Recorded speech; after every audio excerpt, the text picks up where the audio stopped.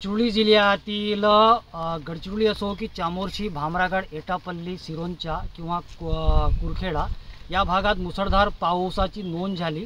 सर्वात जास्त पाऊस सिरोंचा तालुक्यात 200 मिलीमीटर 270 मिलीमीटर पावसाची नोंद झाली आणि कुरखेडा तालुक्यात 140 मिलीमीटर पावसाची नोंद झाली आणि अनेक नदी नाल्यांना मोठ्या प्रमाणात पूर आलेला आहे। आपण दृश्यामध्ये बघू शकतो कशा प्रकारे हे गंभीर परिस्थिती आहे, कारण की हे शेतातील भाग आहे।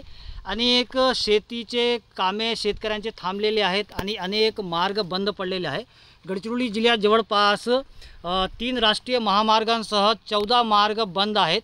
आल्लापल्ली सिरोंचा राष्ट्रीय महामार्ग बंद आहे, आल्लापल्ली भामरागड राष्ट्रीय महामार्ग बंद आहे आणि गडचिरोली नागपूर राष्ट्रीय महामार्ग नागभीडपासून बंद आहे।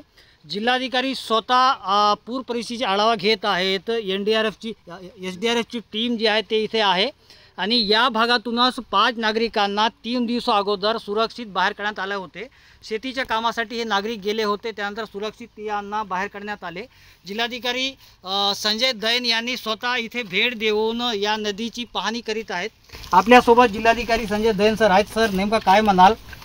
इथून 5 नागरिकांना रेस्क्यू करण्यात आला होता आणि 2 दिवसा अगोदर सिरोंचा तालुक्यातही मोठ्या नागरिकांना सुरक्षित ठिकाणी हलवण्यात आले, काय म्हणाल?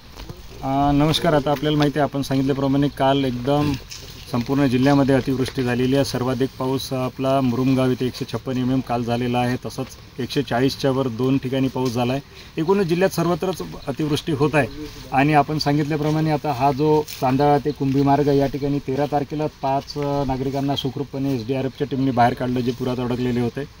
अशीच परिस्थिती आज देखील होऊ शकते अशी माहिती मला मिळाली। मी लगेच एसडीआरएफची टीम आम्ही या ठिकाणी पाठवली। त्यानंतर आमचे तहसीलदार असतील किंवा महिला आमच्या तलाठी आहेत त्या देखील फील्डवर हजर आहेत, तर यांना मुद्दाम या ठिकाणी पाठवलं आणि मलासुद्धा या ठिकाणी आवश्यक वाटलं यानं, कारण ती परवा जी वेळ आली ती पुन्हा यावेळेस येऊ नये। सुदैवाने त्या दिवशी कुठली जीवितहानी किंवा कुठे अप्रिय घटना घडली नाही, परंतु असं पुन्हा होऊ नये म्हणून मी मुद्दाम या ठिकाणी भेट दिलेली आहे। आणि माझं नागरिकांना आवाहन आहे आणि विनंती देखील आहे की असं पुरावर पाणी असताना आपण आता बघू शकता, कदाचित ते पाणी कंबरभरच असेल, पण पाण्याचा वेग एवढा आहे की असेल पोहणारा जरी व्यक्ती असेल तरी तो देखील वाहून जाऊ शकतो।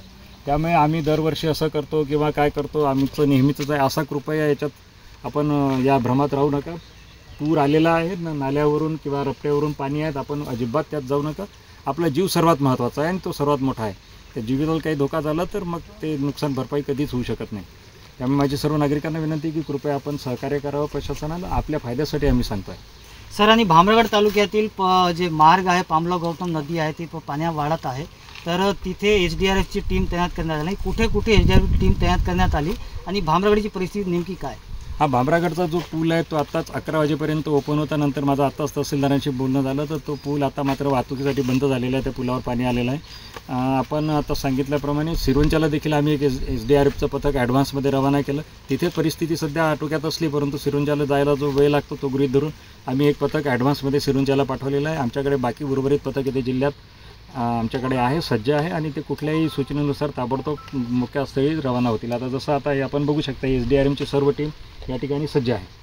सर, सध्या वैनगंगा नदीला मोठ्या प्रमाणात पूर येत आहे, तर गोसीखुर्द धरणातूनही पाण्याचा विसर्ग होत आहे, काय म्हणा?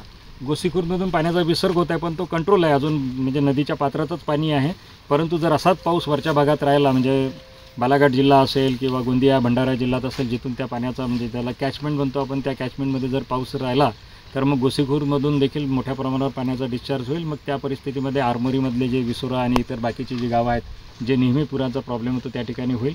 त्या दृष्टीने आम्ही तहसीलदारांना, एसडीओंना सर्वांना सूचना दिल्या आहेत आणि त्या ठिकाणी सगळी आपली पथक सज्ज आहे। मी सुद्धा तिकडे ते आता कुरखेड्याला दौऱ्यावर जातो आहे आणि तिकडची परिस्थिती काय आहे हे आटोक्यात आणण्याचा प्रयत्न आमचा सुरू आहे। सर, दुसऱ्या राज्यात जे धरण आहेत, तर मागील 2 वर्षा अगोदर गंभीर महापूर आलेला होता या धरणामुळे, तर आता दुसऱ्या राज्यातील अधिकाऱ्यांसोबत किंवा संबंधित राज्य सरकारसोबत बोलून काही नियोजन केलेले आहेत का? आमचं जिल्हा प्रशासन बाकीच्या इतर सर्व जिल्ह्यांशी आणि आंतरराज्यीय सर्व यंत्रणांशी संपर्कात आहे।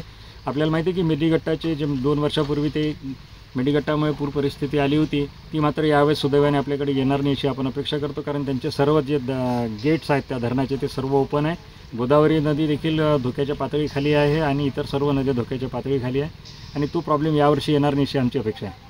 आपण बघू शकतो की कशा प्रकारे जिल्हाधिकारी संजय दैन सर प्रतिक्रिया देत होते आणि एक मोठा पथक इथे तैनात आहे, दृश्यामध्ये बघू शकतो.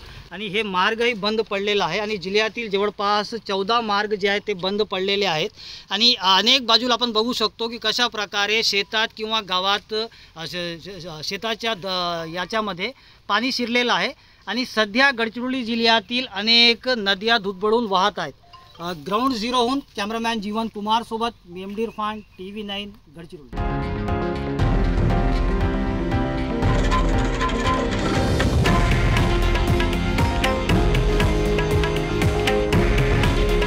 हे आहे देशातील नंबर 1 न्यूज नेटवर्क आणि आपण पाहत आहात TV9 मराठी. काळजी तुमची, हित महाराष्ट्राचं.